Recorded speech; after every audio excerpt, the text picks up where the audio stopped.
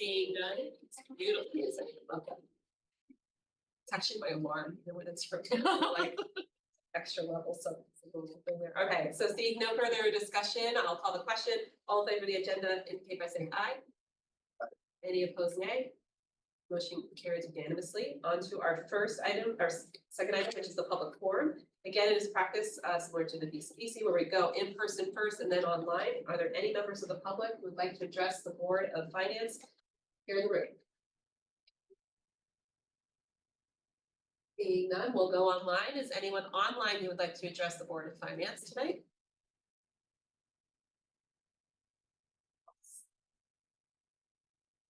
For Councilor Busher, just want to make sure we're on to Board of Finance in case. Okay. Up. Do it. 1 second, Sharon. Okay, go ahead, Sharon. Thank you. So I feel like I caused a lot of disruption for the prior meeting, so I was hesitant.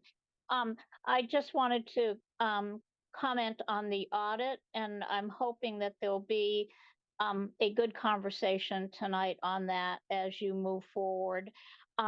My only thought was that well, I've already told Catherine and the mayor and everybody, great job, great review from as far as the management letter, but there are some things that you want to work on. And I wondered how, I know that staff will be doing that, but I wondered how the Board of Finance or the council would be made aware of how you're doing on like the journal entries and things like that, ordinance language, et cetera. So I'm hoping that that will be discussed tonight. And thank you so much for hearing my comments. Thank you, Sharon. Anyone else online like to address the Board of Finance? Seeing none, I'm going to close the public forum. And we're going to move on to our next item, which is the consent agenda. Is there a motion on the consent agenda?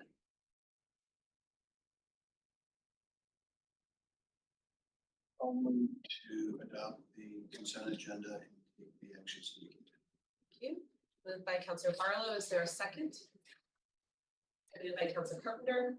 Any further discussion before we vote? Seeing none, all in favor indicate by saying aye. Aye. Any opposed, nay? Motion carries unanimously. Thank you. Moving right along to our first deliberative agenda item 4.1, which is the creation of a limited service interim chief of police position in the mayor's office, which is me. We'll be presenting that tonight. So on the clerk is a memo to sort of give you a little bit more background, but I want to walk people through the creation of what will be a new position that is a limited service position for interim chief of police. And this position, as many folks know, because we made a public announcement last month, will be filled by current South Burlington Chief Sean Burke. This is a position which you'll see in the memo. It has a salary set at $172,092, excuse me, and will be effective March 24th of this month. And we did this after a market factor analysis, looking at the trends of salaries for chief of police in the last several years, both in our region and other factors that our human resources department led. And we have seen a significant increase in chief of police salaries in the region. And so this reflects an increase over what the current rate of pay is for the chief of police. However, this also cues us up, as we know, we're entering into a process for a permanent hiring process in this calendar year of 2025. And this is good preliminary work for us to do as a city in order to put our best foot forward to attract a competitive candidate for the permanent chief position in the next several months. To be clear, this role that's a limited service role of interim chief of police is a 2-year agreement with Chief Sean Burke. And that would be a 2-year agreement that overlaps with our search process for the long-term permanent chief of police. And that's by design so that we make sure we have an intentional leadership transition right now, this immediate expected vacancy of the position. Because current Chief John Murad gave his indication he was not seeking reappointment back in November and said he'd be stepping down on or before April 7th. So this helps us in the immediacy But also knowing, of course, we have 2 deputy chief positions, one for which is currently vacant and has been for now a handful of months, as well as an anticipated second vacancy with both our known retirements. And we're not sure exactly when, but in the next several months, and that is a critical larger leadership need for our command staff for the Burlington Police Department. So Chief Burke will be playing beyond the interim chief role, a really critical continuity role for the city of Burlington in our BPD in general. So once we hire a permanent chief, and we will be able to use Chief Burke into, he will still retain an executive rank in that command staff within BPD, but he will be shifted into an advisor role to support all that new leadership that hopefully will be recruited at that point to allow a really good smooth transition and continuity, again, emphasis on that to support our rank and file within the police department. You have his resume attached here that can provide some context about his over 3 decades of experience in municipal policing. Most of that was here at BPD here in Burlington. He retired in 2018 at the rank of Deputy Chief of Operations. And with just, you can read the rest of the memo in terms of the other details here around salary and what a limited service position has in terms of benefits or whatnot. But with that, I'll just see if let's see if there's any more notes I wanted to make at this point. I'll just see if there's any questions or comments from the board. And Lynn is here to back me up in case I get beyond my skis, although I'm not an alpine skier, so I don't know. Councilor Becker? Can you just talk a little bit about sort of how this fits in the budget this year, next year? The increases potentially, just sort of lump them. Yep. So of course, we have about roughly a quarter left of this fiscal year that he'll be coming in under. We have not been able to meet our hiring goals for rank and file officers. Remember back when we built the fiscal year 25 budget, that was 10 FTEs. We've been unable to do that for the officer headcount. So there is some level of savings in the sense of not being able to hit those marks. Of course, we are spending money for overtime, which is a counterweight in reality of when we don't have enough officers on staff. But this and looking through the CAO as well, this will be covered by that portion of the salary line within the BPD budget. So within budget for this year.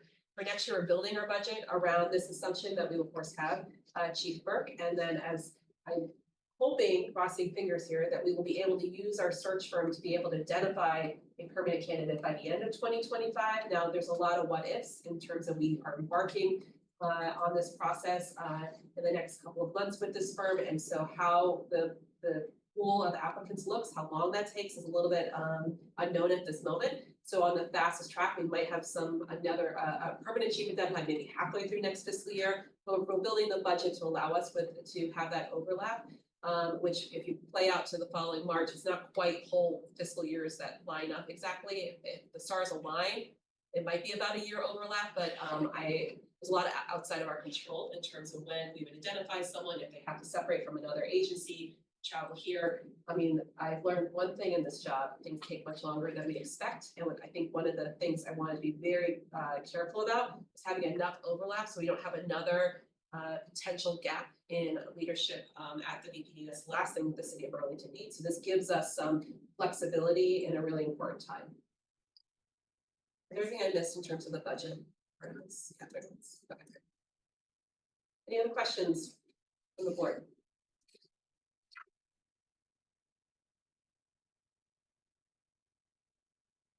Councilor Travers? Yes, just very briefly, and apologies that I'm not there in person yet. First of all, Mayor, we've mentioned this before, but I'd like to give you and your team a great deal of credit in recruiting Sean Burke to come back here to Burlington. I think, it's pretty much been uniformly applauded here, and I really appreciate the work that you and your team put into this. So thank you very much. And this motion, of course, is going to have my complete approval. I will just put out there that I do have some concern about the potential for a 1-year overlap. Not just because of the cost concerns and basically having, 2 department heads here at the same time for 1 year, but also I could imagine in our recruiting a new chief that it may not be a selling point that they're going to have to overlap with another chief for a full year here. So that in no way gets in front of my being able to support this motion. And I do think that we should move ahead here with a recruitment firm. But if that firm does sort of meet the targets of truly finding a candidate by the end of this year, I do think we may need to sort of put a pin in whether or not an overlap of a full year is really in the city's best interest. So I will look forward to continuing that discussion. Thank you. Thank you, Counselor. Any other comments or questions? Director, maybe you have anything you want to add while we have you here? No, I think you covered it very well. Great, so, thank you very much. Counselor Carpenter. Just following up a little more, I have assumed that while Chief Burke would be overlapping with a new chief, we still have the two deputy, or one deputy and soon to be two deputy. So that, am I right in assuming he's gonna sort of may move more towards those roles or supporting those roles? I think that's what I meant by flexibility. Yeah. There's a lot of, not only does he have such a long history, but he's worked with half of the department, he's still here on staff, which is a huge asset, of course. But he has a lot of knowledge, institutional knowledge of that within the department. And as I sort of half joked and was very serious about at the same time, there's endless work to do within our police department. So I really anticipate a special project assignment that I would hope would be welcomed by our next leader, our permanent leader of BPD. That could be a special assignment on recruitment, for example, or perhaps some other element of operations as we continue to evolve our more nuanced community safety response. As we get deeper into modern gov and talk about kind of how we have a more effective and responsive community safety system and look at what other cities have tried on and done in terms of structure and oversight, I could really see some exciting roles that could help us transition further and evolve further. That would be outside perhaps what the chief would have the new chief would have capacity to do. So again, I see this as a really strategic advantage for the city and less about, I would encourage us to think less about the traditional roles of a chief and really about the nuanced ability of having a very senior level police chief's experience kind of coaching. And as you've heard me all talk about before, I've talked to a lot of retired chief of police, not only from BPD, but in other places around the country. And I have even just benefited as a mayor, the wisdom for which one who knows so well this department could offer a new chief. I would see that as an asset, but we will navigate whatever we have to navigate to make sure that this is a transparent conversation with the incoming new chief. And I have great confidence in Interim Chief Burke that he will handle that with great expertise and care to make sure that person feels really well supported and in charge. Councilor Barlow? It just occurred to me, but as we're discussing flexibility you might have for the incoming chief might be able to help us with. Do you anticipate that the incoming chief will be part of the hiring team for his replacement? Meaning Chief Yeah, Burke. Chief Burke. We have not gotten to that step yet, so we'll Yeah. see. I think I want to, as we work with the firm, part of this is really defining what is the hiring. Ultimately, as you all know, the ultimate decision is with myself as the mayor. But in terms of the advisement and the process, we want to. If there's one thing that one particular former chief has said, I want to make sure it's right sized so that we have an efficient and effective process that involves community stakeholders at the table and the right people to advise. That we get really clear on the leadership profile of what we need from this next chief for the current state of Burlington and the future state of Burlington that we want to be. So I would imagine Chief Burke would have a real asset in that conversation, and I would really want to, once he's here, he's not here yet, engage him to just think through all of the pros and cons of that as well. There might be things I'm not even considering would not be advantageous for having them, but we'll cross that bridge when we get to it. Thank you. Yeah. Anything else on this particular item? Or I see if there's a motion floating around there.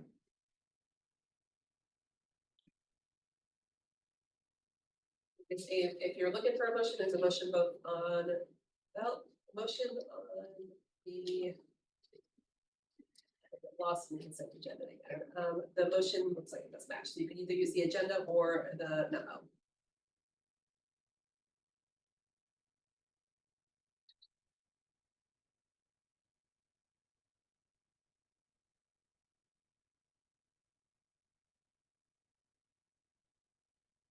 Let me get on that. Oh, here it is.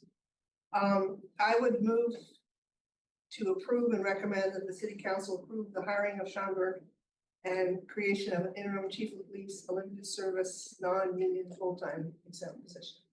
Thank you, Councilor Carpenter. Is there a second? Councilor Kane, thank you.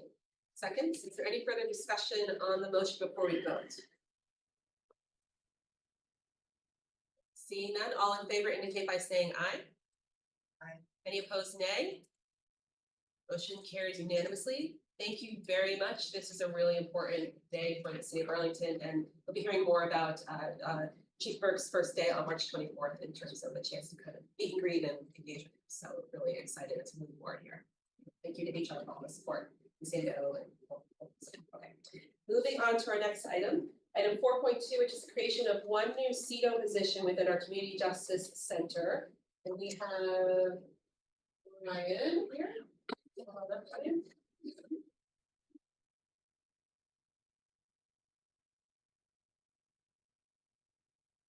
Again, Yeah, go for it. great.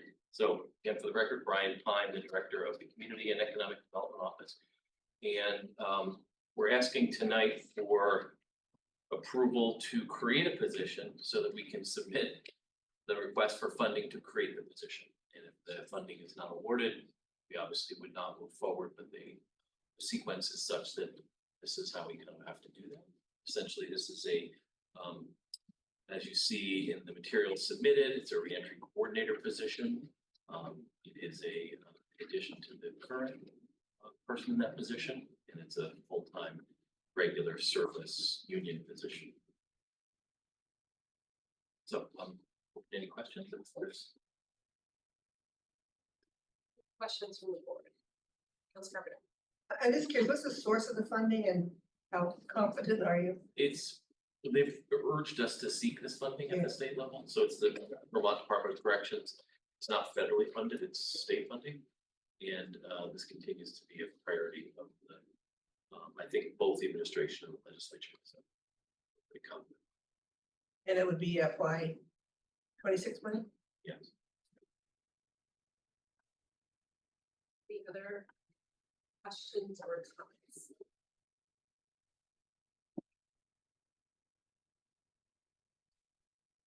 Rod?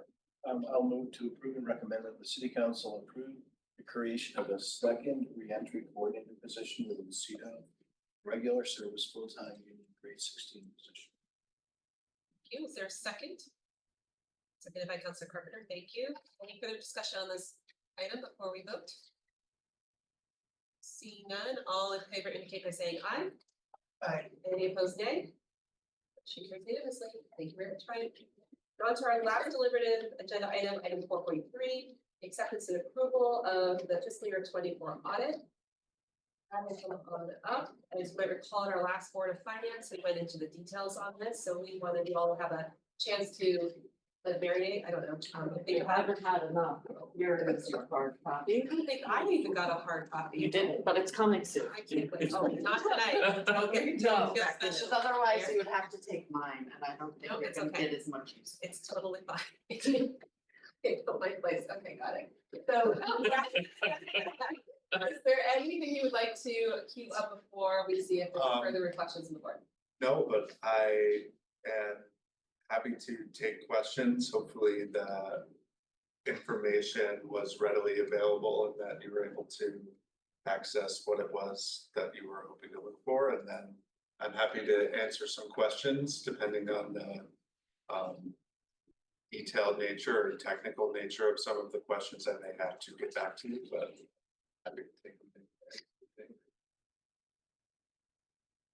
Are there questions or reflections or comments on the board? Councilor Barlow. Well, I just appreciated the extra time with the meeting material.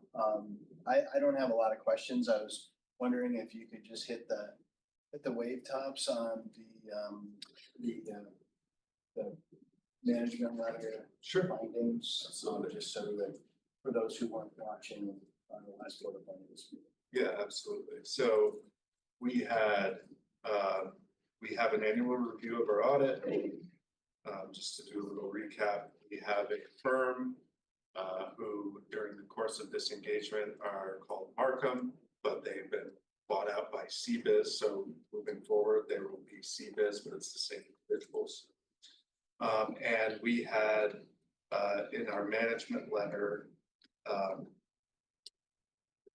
3 recommendations. So there is a very big difference between the word like weakness, deficiency, finding, and recommendations. We received recommendations. Some of them, the first one is improve controls over journal entries and adhere to a formal closing schedule. So the benchmark for completing a fiscal year audit is that the entire audit in and of itself is finished within 6 months of the end of the previous fiscal year or the fiscal year that the audit's occurring. And that involves all of the field work that the audit staff does. The preliminary work that the city does at the end of a fiscal year in July and August is intended to be completed by 60 to 90 days from the end of the fiscal year. And then the audit staff takes over, et cetera, does the field work. We have over the last, I believe, 6 years, this has been a recommendation included in our management letter. And this year in particular, we had some transactions that are material in nature. So that means generally over $1 million based on the size of the city's budget. And those primarily involved airport transactions related to their AIP and also ARPA transactions and some transactions to properly account for all of our fixed assets. And the goal for this upcoming year is to have this improved control journal entries, et cetera, not be a recommendation anymore. We have some steps that we are planning to take and we hired some additional, not additional, but new individuals in the roles that are really coming from their own at this point. And I think that we are also going to approach our audit in a more comprehensive way. So the way that we approached it in the past has sort of been the city does the general fund and whatever else, airport does airport, water does water, the school does the school, and electric does electric. We need to have some meetings starting now, which I will be scheduling to start some preliminary work on what are the items that we need. Regardless of it, if it falls within the city or the general fund bucket or the electricity bucket, we're all here to help each other out to hit these benchmarks. So I think there's just some basic project management steps that can be taken to achieve this goal relatively easily. And then the other aspect is some work that we have begun with our IT group to look at using some software that city currently owns called ViewWorks to potentially incorporate some fixed asset accounting to make that best practice. We own a system that can do this work. We need to figure out how to get the information into it so that we can do it. And that's kind of going to be one of my main efforts over the next few months to alleviate some of the manual work surrounding our fixed assets. And ARPA is kind of our funds will be primarily all allocated and spent where they need to be. So I think from all the bases we should be covered, or all the bases that generated this recommendation we should be covered. The last 2 management letter recommendations are more technical in nature. So one is an ordinance language issue that we will be bringing a proposal forward at some point to help clear up. Essentially what it is we have an ordinance that says we shall calculate our pension discount rate at a certain percentage. We have collective bargaining agreements that say we don't count the pension discount rate at different percentages. We go with what we've agreed to in collective bargaining, but that shows up as an audit recommendation because they don't match. We'll be presenting some language ideally to loosen the parameters of the ordinance. I'm not a lawyer, but it'll say something like the discount rate for the pension shall be this unless otherwise stated in particular collective bargaining agreement or something to that effect.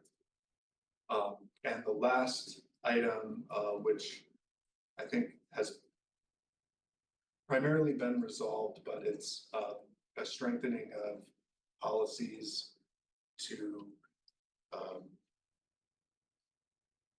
let our IT group know that when they are changing permissions within our financial system, that a department head or a division director is requesting those to be happening. So I just as a random person can't just say, oh, I need permission to this. And then they say, okay, we've set up a more formal ticketing system whereby the supervisor or department head will send it. I want my staff person to have access to these things, and then there's a record of it that should clear up our recommendation there.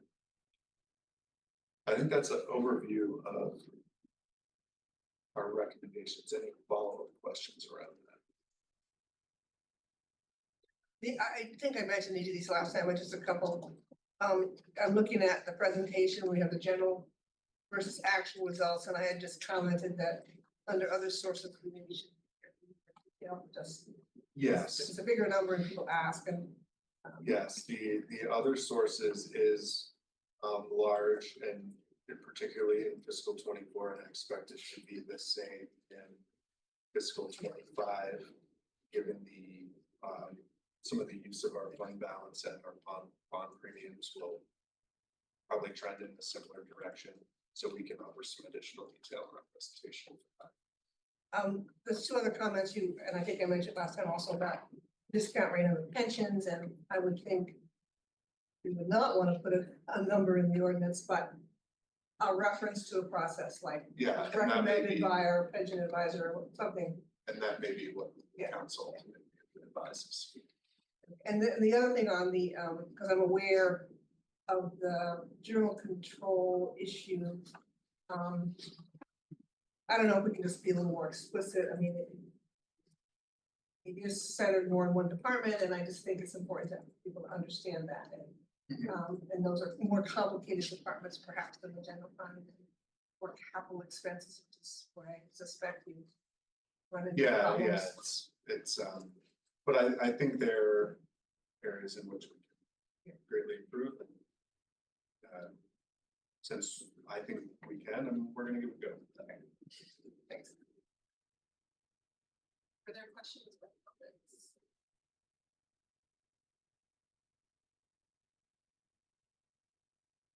I will move to recommend that the city council adopt the attached resolution related to the FY 24. Councilor Darlow, is there a second? Seconder, thank you. Any further discussion on the motion before we vote? Seeing none, all in favor indicate by saying aye. Any opposed, nay? Motion carries unanimously. Thank you very much, Brad and Catherine and your entire teams for steering this forward. And like I said, as it's been said, actually, this was really strong and steady work. You and us for it. Thank you very much. Seeing no other item, no other business from the Board of Finance, I'm going to adjourn the meeting at 5:57 p.m. Very much.